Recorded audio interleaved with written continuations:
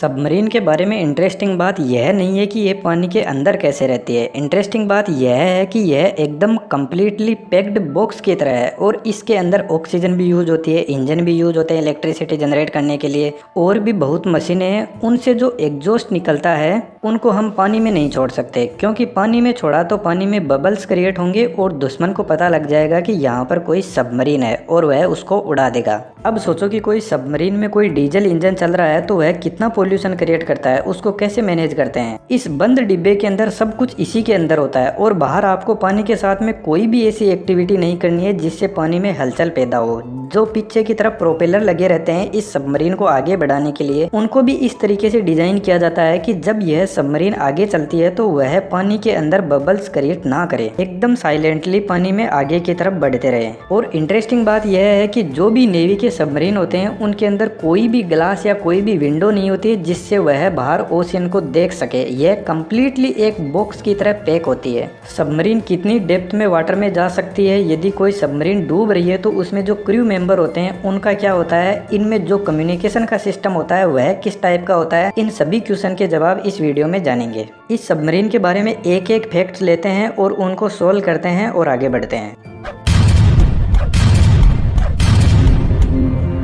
सबसे first fact है submarine पानी के अंदर कैसे जाता है। सबमरीन से बाहरी ओशियन के अंदर बड़े बड़े शिप होते हैं, वह तो नहीं डूबते, वह तो कितना सारा वजन लेकर सरफेस पर आराम से चलते हैं। तो फिर यह सबमरीन कैसे पानी के अंदर डूब कर जाता है, पहले इसे आसान भाषा में समझते हैं। इस सबमरीन के अंदर 3 टैंक होते हैं, एक बीच में और एक फ्रंट और एक रियर साइड में। जब पानी में इस सबमरीन को नीचे जाना होता है तो यह जो बीच का टैंक होता है इसके अंदर पानी भर दिया जाता है, तो सबमरीन की डेंसिटी वाटर की डेंसिटी से ज्यादा हो जाएगी और सबमरीन आसानी से पानी के अंदर चली जाएगी। और जो आगे पीछे के टैंक है वह सबमरीन को बैलेंस करने के लिए काम में आते हैं। जैसे सबमरीन को पानी के नीचे की तरफ जाना है तो आगे वाले टैंक में पानी भर देंगे और पीछे वाले में खाली कर देंगे, तो यह इसका मुंह नीचे की तरफ हो जाएगा और नीचे की तरफ बढ़ती रहेगी। और जब सबमरीन को सरफेस पर आना होता है तो जो बीच का टैंक है इसके पानी को निकाल दिया जाता है और इसके अंदर कंप्रेस्ड एयर भर दी जाती है, जिससे सबमरीन हल्की हो जाती है और ऊपर की तरफ आ जाती है। यह जो 3 टैंक है इनके नाम आप यहाँ पर देख सकते हो। टेक्निकल लैंग्वेज में जो बीच का टैंक है उसको बालास्ट टैंक बोलते हैं और आगे पीछे के टैंक को रियर ट्रिम और फॉरवर्ड ट्रिम टैंक बोलते हैं। आगे फैक्ट नंबर 2 पर चलते हैं, जो बहुत ही इंटरेस्टिंग है कि सबमरीन कितनी गहराई में पानी में जा सकती है। देखिए सबमरीन कितनी गहराई में जा सकती है इसके बारे में कोई भी देश की नेवी इसके बारे में कुछ भी नहीं बताती है, क्योंकि यही तो इसकी हिडन क्वालिटी होती है। जब सबमरीन को किसी पर अटैक करना होता है तो वह पानी में कौन सी जगह पर है इसके बारे में दुश्मन को ज्यादा जानकारी ना हो, यही बेहतर रहता है। लेकिन इंटरेस्टिंग यहाँ पर यह है कि यदि हम ओशियन को डेप्थ के अकॉर्डिंग डिवाइड कर दे तो यह सबमरीन का एरिया होता है कि कौन से एरिया में यह सबमरीन काम करेगी और कौन से एरिया से यह अटैक करेगी। टेस्ट डेप्थ वह एरिया है जिसमें सबमरीन अपने नॉर्मल ऑपरेशन को परफॉर्म करती है नॉर्मल कंडीशन के अंदर। इसके बाद यदि और डेप्थ में जाए तो आती है ऑपरेटिंग डेप्थ। इस एरिया में सबमरीन अपने जो भी ऑपरेशन है वह अच्छे से परफॉर्म कर सकती है। जब कोई वार होती है तो इस एरिया से सबमरीन को ऑपरेट किया जाता है। एक तरीके से ऐसा कहा जा सकता है कि सबमरीन की जो पानी में डेप्थ में जाने की कैपेसिटी होती है उसमें से इस ऑपरेटिंग डेप्थ के अंदर यह सबमरीन सही से काम करती है, अपने पूरे ऑपरेशन को अच्छे से परफॉर्म कर सकती है। लेकिन यदि सबमरीन इसके आगे और चली गई पानी की डेप्थ में तो इस एरिया को क्रश डेप्थ बोलते हैं। यहाँ पर सबमरीन के साथ में कुछ भी हो सकता है, क्योंकि अब सबमरीन डूबने की कंडीशन में आ गई है और इतनी गहराई में सबमरीन पर पानी का प्रेशर इतना ज्यादा होगा कि वह इस प्रेशर को सहन नहीं कर सकती, क्योंकि पूरा का पूरा ओशियन इस सबमरीन को प्रेशराइज कर रहा है पानी से। फैक्ट नंबर 3 की भी हम इसी पॉइंट में जान लेते हैं कि इस डेप्थ के अंदर सबमरीन और सबमरीन के अंदर जो क्रू मेंबर की टीम है उसके साथ में क्या होगा। जब यह सबमरीन बहुत गहराई में चली जाएगी यानी क्रश डेप्थ में, तो पानी का प्रेशर इस सबमरीन को उस तरीके से टुकड़ों में तोड़ देगा जिस तरीके से हम किसी गुब्बारे को पकड़कर फोड़ देते हैं। जब सबमरीन अपनी बाउंड्री को क्रॉस करके चली जाती है नीचे की तरफ तो इसमें काम करने वाली जो क्रू मेंबर की टीम है वह भी इस प्रेशर को सहन नहीं कर पाएगी और उनके लंग्स और हार्ट फेल हो जाएंगे और इस प्रेशर की वजह से इस सबमरीन में एक जबरदस्त धमाका होगा और इसके इतने टुकड़े हो जाएंगे कि यदि इसको कोई ढूंढने भी आएगा तो उसको कुछ भी नहीं मिलेगा। तो इस तरीके से जो सबमरीन होती है इसके एरिया में रहकर ही वह अपना काम करती है और वह एक्चुअल में कितनी डेप्थ पर जा सकती है इसके बारे में कोई कंफर्म डेटा किसी के पास में नहीं होता, सिर्फ नेवी के पास में होता है। अब बात करते हैं फैक्ट नंबर 4 की। इस फैक्ट में हम यह जानेंगे कि जब यह पूरी तरीके से एक बॉक्स की तरह पैक है तो इसमें इंजन कैसे काम करता है। देखिए, आज के टाइम में दो तरीके की सबमरीन है। एक सबमरीन वह है जिसमें डीजल इंजन यूज होता है और एक सबमरीन आज के टाइम में न्यूक्लियर पावर सबमरीन भी यूज होती है। जो डीजल इंजन सबमरीन होती है उसमें जब डीजल इंजन को स्टार्ट किया जाता है तो वह बहुत ज़्यादा पोल्यूशन क्रिएट करता है और एक बंद डिब्बे के अंदर यदि यह इंजन चलता रहेगा तो इसके अंदर जो भी काम करने वाले क्रू मेंबर है वह मर जाएंगे घुट घुट के। तो इसलिए इसमें डीजल इंजन के साथ में एक बहुत ही बड़ा बैटरी पैक होता है। तो इस डीजल इंजन का इन बैटरी को चार्ज करने के लिए काम में लिया जाता है। जब इन बैटरी को चार्ज करना होता है तो सबमरीन ओशियन के सरफेस पर आती है और अपने इंजन चालू करती है और इन बैटरी को चार्ज करती है। जब यह चार्ज हो जाती है तो इंजन को बंद करके यह अपनी डेप्थ में वापस चली जाती है। डीजल इंजन वाली सबमरीन को 48 आवर के बाद में एक बार सरफेस पर आना ही पड़ता है बैटरी को रिचार्ज करने के लिए और इन्हीं बैटरी से एक मोटर के थ्रू जो प्रोपेलर लगा है इस सबमरीन को आगे बढ़ाने के लिए वह रोटेट होता है और इसमें जो इलेक्ट्रिसिटी का सोर्स है वह भी इन्हीं बैटरी से मिलता है। इसके अलावा जो न्यूक्लियर पावर सबमरीन होती है उसके अंदर बैटरी वाला सिस्टम नहीं होता है। वह इंजन ही एनी टाइम इलेक्ट्रिसिटी जनरेट करता है और सबमरीन को चलाता है। न्यूक्लियर पावर से यहाँ पर स्टीम टरबाइन के थ्रू इलेक्ट्रिसिटी जनरेट की जाती है। इसी वजह से यह सबमरीन 90 दिनों तक पानी में रह सकती है, लेकिन इसकी कॉस्ट भी बहुत ज्यादा है।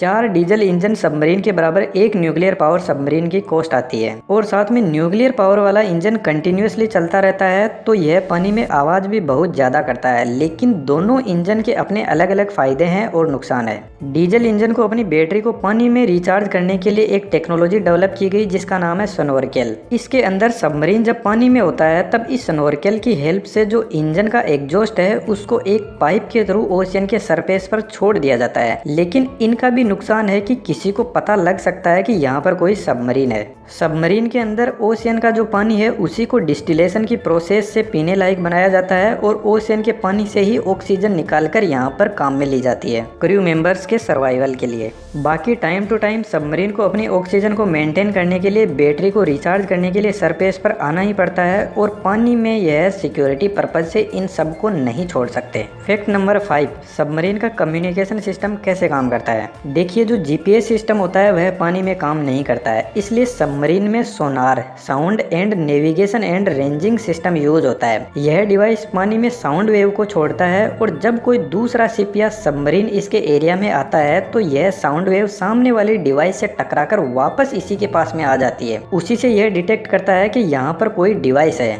लेकिन जब सबमरीन को सरफेस पर कांटेक्ट करना है तो यह सबसे बड़ी प्रॉब्लम है, क्योंकि रेडियो वेव पानी के अंदर काम नहीं करती है तो जीपीएस काम नहीं करेगा। और आज भी जब सबमरीन पानी की गहराई में होती है तो अर्थ से कांटेक्ट करने के लिए very low frequency system use करती है। पहले के टाइम में सबमरीन को कांटेक्ट करने के लिए सरफेस पर आना पड़ता था, लेकिन यदि आज सबमरीन सरफेस पर आएगी तो फिर उसका मतलब क्या रह जाएगा। इसलिए very low frequency signal submarine से जनरेट किया जाता है और इसको रिसीव करने के लिए बहुत ही बड़े बड़े एंटीना लगाने पड़ते हैं अर्थ पर। फिर भी उनकी एफिशिएंसी बहुत ही कम होती है, क्लियर सिग्नल नहीं मिलता, क्योंकि वेरी लो फ्रीक्वेंसी की वेवलेंथ तो ठीक होती है लेकिन जो इसमें इन्वायरमेंट के जो डिस्टरबेंस है वह उसके साथ में मिक्स हो जाते हैं और यह फ्रीक्वेंसी लॉस्ट हो जाती है, इसलिए इसकी एफिशिएंसी बहुत ही कम होती है। लेकिन फिर भी सरफेस से कांटेक्ट करने के लिए सबमरीन पानी की गहराई में होते हुए भी अपना एंटीना पानी की 10 मीटर तक की गहराई में लेकर आती है और फिर उससे सिग्नल जनरेट करती है और कम्युनिकेशन किया जाता है। और आपको बता दूं, यह जो सबमरीन से कांटेक्ट करने का सिस्टम है यह सिर्फ कुछ ही कंट्री के पास में है, जिनमें से यूएसए, चाइना, रशिया और अपना इंडिया भी है। फैक्ट नंबर 6,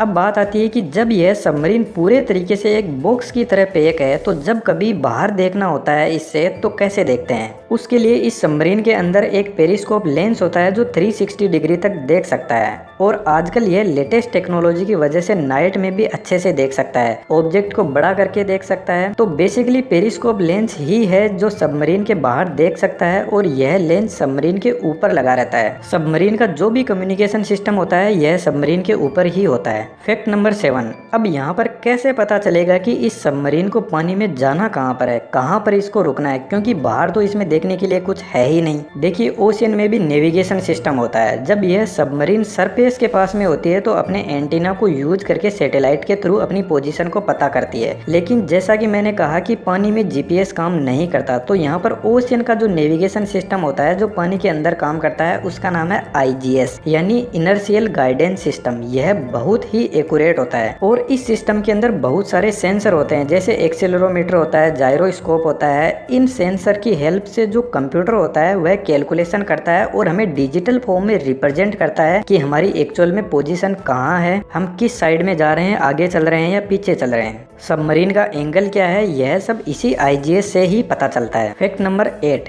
सबमरीन किस स्पीड पर चलता है। सबमरीन की कोई ज़्यादा स्पीड नहीं होती है, highest speed 37 kilometre per hour है और वह भी जो एडवांस टेक्नोलॉजी की सबमरीन है उनकी। बाकी इसकी स्पीड 23 किलोमीटर पर आवर से 37 किलोमीटर पर आवर की स्पीड के अंदर वेरी करती है। अब मैं आपको कुछ इंटरेस्टिंग बातें बताता हूँ इस सबमरीन को लेकर। आपको पता है ओशियन में बहुत सारी वेव आती है, पर यह वेव इस सबमरीन का कुछ भी नहीं कर सकते। जब बहुत ज़्यादा हाई वेव ओशियन के अंदर आती है तो यह सिर्फ 5 या 10 डिग्री तक इस सबमरीन को हिला सकती है। इस 5-10 डिग्री से ज़्यादा इस सबमरीन पर ओशियन की वेव का फर्क नहीं पड़ता है। सबमरीन को जब पानी में टर्न लेना होता है तो इसके अंदर भी फिन्स लगे रहते हैं, जैसे एयरप्लेन वाले वीडियो में मैंने बताया था। उस टाइप से ही सबमरीन के अंदर एलिवेटर और रडर्स पीछे की तरफ लगे रहते हैं पानी में इसको टर्न लेने के लिए। सबमरीन के अंदर एडवांस टेक्नोलॉजी के वेपन होते हैं, जैसे मैंने अभी एक वीडियो में ब्रह्मोस मिसाइल के बारे में बात की थी। तो ब्रह्मोस मिसाइल को भी सबमरीन से लॉन्च किया जा सकता है। बाकी इसमें न्यूक्लियर वेपन भी होते हैं और भी बहुत वेपन इस सबमरीन से लॉन्च कर सकते हैं। सिर्फ 4-5 कंट्रीज के पास में ही अपना खुद का सबमरीन है, जिसमें हमारा इंडिया भी है। जब कोई वार होती है तो सबमरीन के जो वेपन होते हैं उनका बहुत बड़ा रोल होता है, क्योंकि यह एक तरीके से छिपे हुए रहते हैं। कब कहां से अटैक हो जाए दुश्मन को ज्यादा पता नहीं रहता इसके बारे में। इसके अलावा बहुत टाइप के सबमरीन होते हैं। एक अटैक सबमरीन होता है जो कम दूरी के दुश्मन पर अटैक करता है। इसके अलावा एक बैलिस्टिक सबमरीन होता है जो लंबी दूरी से अटैक करता है। बाकी इन सबमरीन के अंदर इंटेलिजेंस सर्विलेंस का पूरा सिस्टम लगा रहता है।